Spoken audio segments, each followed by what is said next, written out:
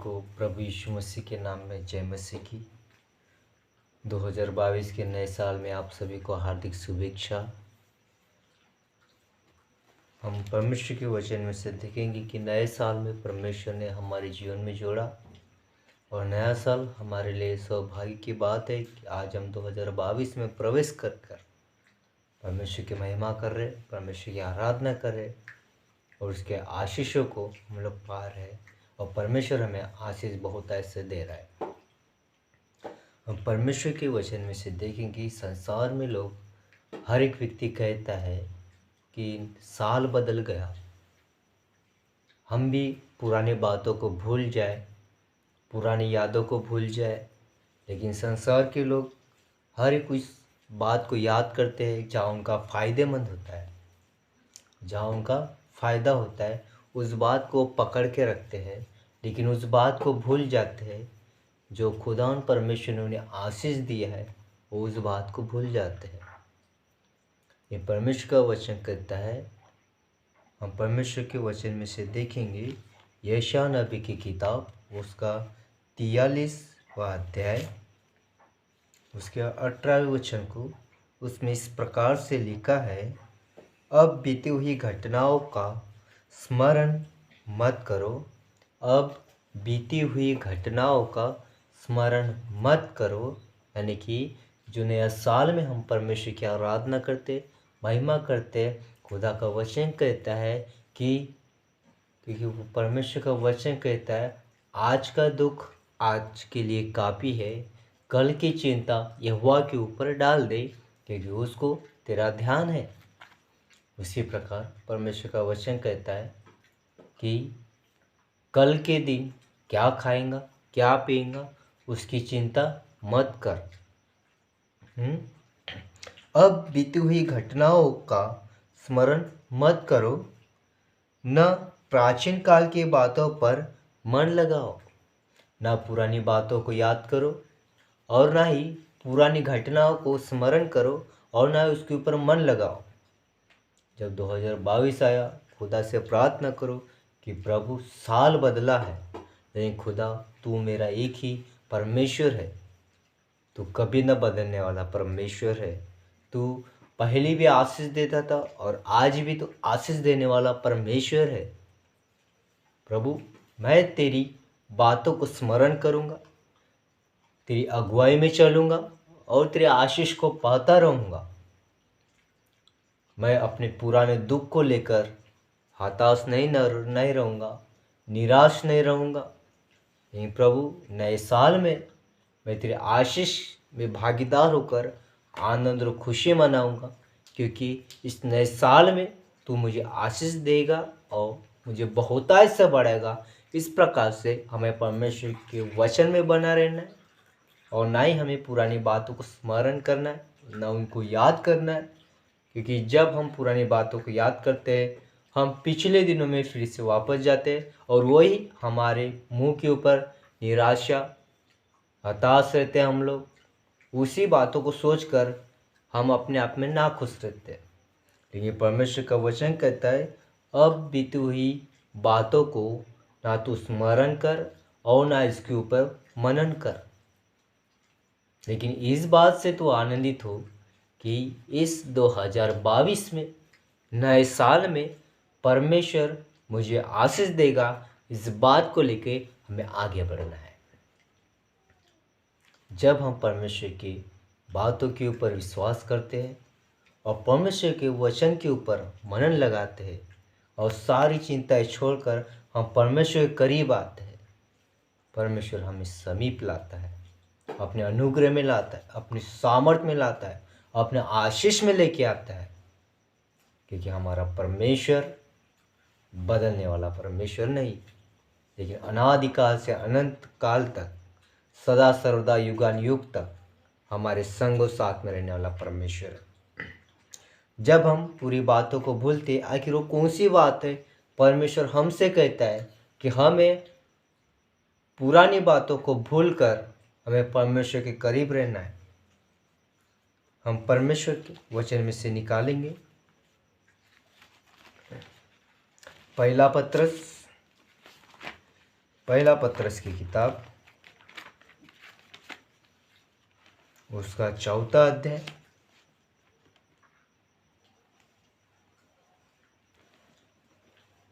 हम 1 से पढ़ेंगे। मैं आपके लिए पढ़ देता हूँ। इसलिए जबकि मसीह ने शरीर में होकर दुख उठाया, तो तुम भी उसी मनसा को हथियार के समान धारण करो, क्योंकि जिसने शरीर में दुख उठाया वो पाप से छूट गया। जब प्रभु यीशु मसीह ने हमारे लिए शरीर में दुख उठाया, यानी कि हमारे लिए शरीर के ऊपर, उसके मुंह के ऊपर थूका गया, फिर भी उसने किसी से कुछ नहीं कहा। उसके शरीर पे यानी कि हाथ में उसके ऊपर खिल्ले ठोका गया। 40 दिन उपवास रखकर बिना खाए बिना पिए उसने शरीर में दुख उठाया, सताव उसने सहाया। जब उसने शरीर में दुख उठाकर हमें उद्धार दिया और शरीर में दुख उठाकर वो पिता के दाहिने ओर बैठा। शरीर में दुख उठाना हमारे लिए उद्धार का कारण है, क्योंकि जिसने शरीर में दुख उठाया वो पाप से छूट गया। जब हम शरीर में दुख उठाते, शरीर को मारकर, हो सकता है हमने कभी किसी दिन उपवास नहीं किया, अपने पेट को मारकर, अपने शरीर को मारकर, अपने शरीर को मारना यानी अपनी इच्छा को इनकार करना। अगर से हमारे जीवन में कुछ इच्छा है, कुछ खाने की, कुछ पीने की, और जब परमेश्वर की आराधना का समय हो जाता है तो उस समय हम उसको इनकार करते कि मैं अभी ये नहीं खा सकता, ये नहीं पहन सकता, क्योंकि मुझे परमेश्वर के करीब जाना है। हम अपनी इच्छा को नज़रअंदाज कर कर परमेश्वर की आराधना करते हैं, उसको कहते हैं कि शरीर को मारना। यानी कि अपने शरीर के अभिलाषा, आंखों की अभिलाषा, मन की अभिलाषा, अगर से हम इसको नहीं करते तो हम परमेश्वर के अधीन होते हैं। हमारा मन शरीर पे नहीं लेकिन आत्मा पे निर्भर होना चाहिए, ताकि भविष्य में अपना शारीरिक जीवन मनुष्यों की अभिलाषाओं के अनुसार नहीं वरन परमेश्वर की इच्छा के अनुसार व्यतीत करे। हमें अपना जीवन इस 2000 नए साल में परमेश्वर की इच्छा के अनुसार करना चाहिए, ना कि संसार के अनुसार। हमें ये नहीं देखना चाहिए कि लोग क्या कह रहे, क्या सोचेंगे, क्या बोलेंगे, लेकिन परमेश्वर का वचन कहता है हमें अपने जीवन को परमेश्वर की इच्छा के अनुसार जीना चाहिए, क्योंकि अन्य जातियों की इच्छा के अनुसार काम करने और लुचपन की बुरी अभिलाषाओं, मतवालापन, है ना, मतवाले हो जाते हैं हम। संसार के लोग जैसे बोलते हैं वैसे करते हैं। अभी तक हमने सुना, पूर्वज लोग जो भी बोलते थे वैसे आज भी वही प्रथा चलती है, वही काम चलते हैं, वही उसी के अनुसार चलते हैं। लीला क्रीड़ा, पियक्कड़पन, शराबी, नशेली चीज और घृणित मूर्ति पूजा में जहाँ तक हमने पहले हमने समय गवाया वही बहुत हुआ। हमने बुरी चीज़ों में बहुत समय गवाया 2021 में, 2020 में, 2019 में, 2018 में।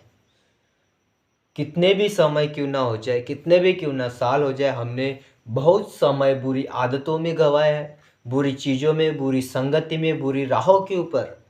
लेकिन आज इस नए साल में कह दो कि बस अब बहुत हो गया, क्योंकि मैंने अपने जीवन को इस 2022 इस नए साल में अपने जीवन को परमेश्वर के हाथों में सौंपा है।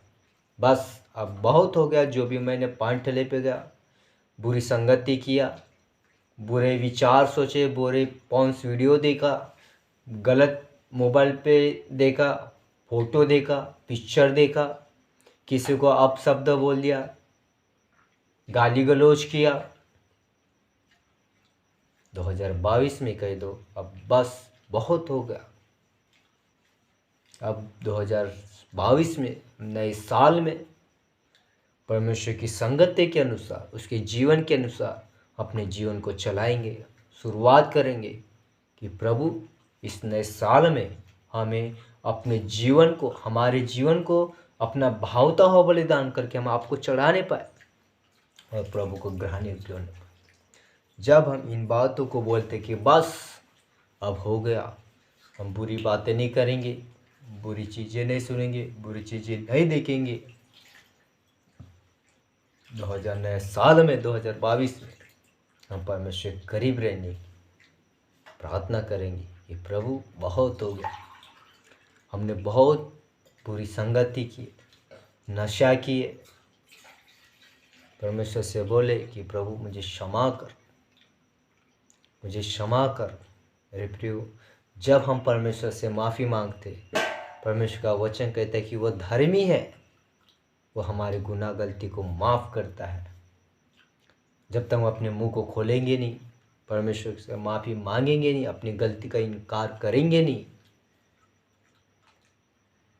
अगर से हमने अपनी गलती को मान लिया, अंगीकार कर लिया, सच में हमारा खुदा परमेश्वर गलती को माफ़ करता है और हमें धर्मी ठहराता है। अब जब परमेश्वर हमें धर्मी ठहराता है, धर्मी ठहराने के बाद में हमें परमेश्वर खाली कभी नहीं रखता। जब हमारे जीवन से पापमय जीवन नाश होता है और हमारा जीवन आत्मिकता का परमेश्वर के हाथों में जाता है, तो परमेश्वर भी हमारे जीवन में आत्मिकता के गुण भरता है।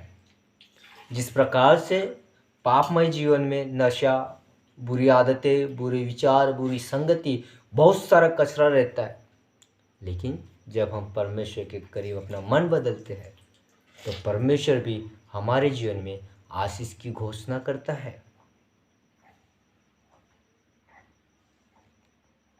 क्योंकि परमेश्वर का वचन कहता है, क्योंकि मरे हुओं को भी सुसमाचार इसलिए सुनाया गया कि शरीर में तो मनुष्य के अनुसार उनका न्याय हो, पर आत्मा में वे परमेश्वर के अनुसार जीवित रहे।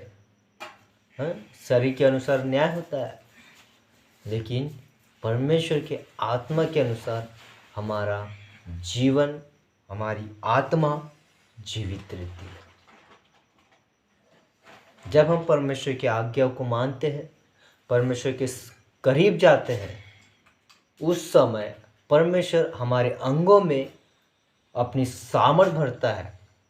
परमेश्वर के फल भी हो सकते हैं, वरदान भी हो सकती है, तुम्हारी आशीष भी हो सकती है और आत्मा के गुण भी हो सकते हैं। कई जगह फल के बारे में बताते हैं, वरदान के बारे में बताते हैं, लेकिन मेरा खुदान कहता है, जिस प्रकार तुम संसार में रहते हो उसी प्रकार तुम्हारे अंदर बुरे विचार भी रहते, लेकिन जिस प्रकार तुम मेरी आज्ञाओं को मानते हो तो मेरे गुण भी, आत्मिकता के गुण तुम्हारे साथ में बने रहते हैं। आइए हम देखेंगे कि परमेश्वर के आत्मा के गुण हमारे जीवन में किस प्रकार से काम करते हैं और वो कौन से गुण है जो परमेश्वर हमें देता है। हम यशायाह नबी की किताब निकालेंगे, उसका 11वां अध्याय और उसके 1 से मैं आपके लिए पढ़ देता हूँ। तब यिशै के टुंट में से एक डाली फूट निकलेगी और उसकी जड़ में से एक शाखा निकलकर फलवंत होंगी। नए साल में आपके परिवार में से निकल सकता है, आपके जीवन से एक वरदान की आशीष निकल सकती है, आपके परिवार में से किसी व्यक्ति के द्वारा परमेश्वर काम कर सकता है। यदि आप पास्टर हैं, आप कलीसिया चलाते हैं, आपकी मंडली में से, आपकी संगति में से, आपके लोगों में से परमेश्वर एक ऐसे व्यक्ति को खड़ा कर सकता है, चाहे वो आप हो सकते हैं, चाहे आपके कलीसिया के कोई छोटा हो सकता है, बड़ा हो सकता है, चाहे स्त्री हो चाहे पुरुष हो, लेकिन परमेश्वर उन्हें निकालता है अपनी सामर्थ के लिए, अपनी सेवकाई के लिए और अपने इस्तेमाल के लिए, जो परमेश्वर की आज्ञा को मानते हैं और परमेश्वर के वचनों के अनुसार चलते हैं और अपना जीवन आत्मा के अनुसार चलाते हैं, जो परमेश्वर को भाता है। यहोवा का आत्मा जो अगर से अपने आप में निर्णय कर ले कि मैं अपने जीवन को परमेश्वर के अनुसार मैं जीऊँगा, उसकी आज्ञा के अनुसार जीऊँगा, तो परमेश्वर का वचन कहता है यहोवा का आत्मा, यानी कि परमेश्वर का आत्मा उसके साथ में रहता। अगर से जिसके साथ यहोवा का आत्मा है वो धर्मी जन के अनुसार गिना जाता है। दूसरी बात, बुद्धि और समझ का आत्मा है ना। जब हम संसार में रहते हैं, अगर से परमेश्वर के वचनों के अनुसार अनजान रहते हैं तो उसके पास में बहुत गुण रहते हैं। नशा करने का आत्मा, झूठ बोलने का, है ना, दूसरों को सताने का, गाली गलौज करने का, दूसरों को कुछ बोलने का, माता पिता की न आज्ञा मानने का। लेकिन जो परमेश्वर के वचनों के अनुसार चलता है उसके पास में भी परमेश्वर की बुद्धि की आत्मा रहती है, समझ की आत्मा रहती है, युक्ति और पराक्रम का आत्मा। हाँ? परमेश्वर के करीब रहने वाले के पास में परमेश्वर अपनी पराक्रम का आत्मा देता है, समझ का आत्मा देता है, ज्ञान का आत्मा देता है, युक्ति करने वाले का आत्मा देता है। अगर से कोई अपनी योजना बनाता है तो परमेश्वर के समझ के अनुसार बनाता है, क्योंकि वचन में लिखा है तो अपने मन का सहारा न ले लेकिन संपूर्ण मन से यहोवा पे भरोसा रख, तभी तेरे काम सफल होंगे। जब हम कोई भी काम करते हैं, अगर से परमेश्वर का आत्मा हमारे जीवन में है तो उसका आत्मा हमें युक्ति कराता है कि हमें किस प्रकार से उस काम को अंजाम देना है और किस प्रकार से उस काम की शुरुआत करना है। ज्ञान और यहोवा के भय का आत्मा, ज्ञान की भी बातें अगर से हमारे मुख से निकलती है तो परमेश्वर का वचन कहता है ज्ञान की आत्मा यहोवा की ओर से मिलती है, क्योंकि वचन कहता है ज्ञान और बुद्धि यहोवा की ओर से मिलती है। जब तक परमेश्वर का आत्मा हमारे साथ नहीं है हम अपने जीवन में संपूर्ण रीति से खाली है। लेकिन जब हमारा जीवन परमेश्वर के हाथ में है तो आत्मिकता की ज्ञान की बातें हमारे जीवन में है, परमेश्वर के वरदान है, परमेश्वर के फल है और परमेश्वर की ज्ञान है हमारे जीवन में, परमेश्वर के आत्मा की समझ है हमारे जीवन में। यदि हम परमेश्वर की संगति में रहते तो हम जो भी काम करते वो परमेश्वर अपने नियंत्रण में रखकर हमसे काम करवाते और हमारी मदद करते हैं। और उसको यहोवा का भय सुगंध सा भाता है। और जिसके पास में इस प्रकार की आत्मा का वरदान है, आत्मा का चाल चलन है, आत्मा का स्वभाव है, वो परमेश्वर का भय मानता हुआ अपने जीवन को परमेश्वर के समीप रखता है। अगर से कुछ गलती भी करे और गलती करने से पहले उसे समझ में आता है कि मेरे परमेश्वर यहोवा ने इस बात को कहा है कि तू मत करना, तो उसे परमेश्वर का भय आता है और उस काम को करता नहीं, क्योंकि उसे यहोवा के भय का आत्मा दिया गया है और वह परमेश्वर से डरता है। वह मुंह देखा न्याय न करेगा और न अपने कानों के सुनने के अनुसार निर्णय करेगा। जिस समय अगर से परमेश्वर की आत्मा एक मनुष्य के अंदर होती है तो कभी भी पक्षपात का कभी न्याय नहीं करता, चाहे वो घर का हो, पड़ोस का हो, चाहे कहीं का भी हो, चाहे अपने सगे संबंध का भी हो। अगर से परमेश्वर का यहोवा का आत्मा इस प्रकार से कहता है कि इसने गलत काम किया है तो उसे गलत ही ठहराएगा, चाहे वो फिर वो घर का हो या फिर कहीं का भी हो, क्योंकि परमेश्वर यहोवा का आत्मा न्याय धर्म से करता है, किसी का पक्षपात नहीं करता, परंतु वह कंगालों का न्याय धर्म से करता। परमेश्वर दयालु है और पृथ्वी के नम्र लोगों का निर्णय खराई से करेगा और वह पृथ्वी को अपने वचन के सोटे से मारेगा और अपने फूंक के झोंके से दुष्टों को मिटा डालेगा। उसकी कटी का फेंटा धर्म और उसकी कमर का फेंटा सच्चाई होगी। जिसके अंदर परमेश्वर का वचन आता है वो अपनी सामर्थ्य में परमेश्वर अपने अनुग्रह में उसे लेके जाता है और एक सच्चाई की नींव पर उसे खड़ा करता है। जो सच्चाई के ऊपर चलता है उसे तकलीफ भी सहन करना पड़ता है, लेकिन उस तकलीफ में वो अकेला खड़ा नहीं रहता, चाहे शारीरिक रूप में उसके परिवार में कोई भी उसका साथ न दे हो, लेकिन परमेश्वर का वचन कहता है जो खराई से चलता और सच्चाई से रहता परमेश्वर उसका साथ देता है। इसलिए अगर से हम सच्चाई से खराई से तो मत डरो, क्योंकि यहोवा परमेश्वर तुम्हारे साथ है, हमारे साथ है, हम सबके साथ है। इस 2022 में परमेश्वर के आत्मिक गुणों को पहन लो, आत्मिक वरदानों को पहन लो, आत्मिक शारीरिक को पहन लो, क्योंकि परमेश्वर धर्मी जन के ऊपर अपनी दृष्टि बनाए रखता और उसके कामों को सफल देता और उसके संग और साथ में रहता है। बोलो प्रभु यीशु मसीह की जय।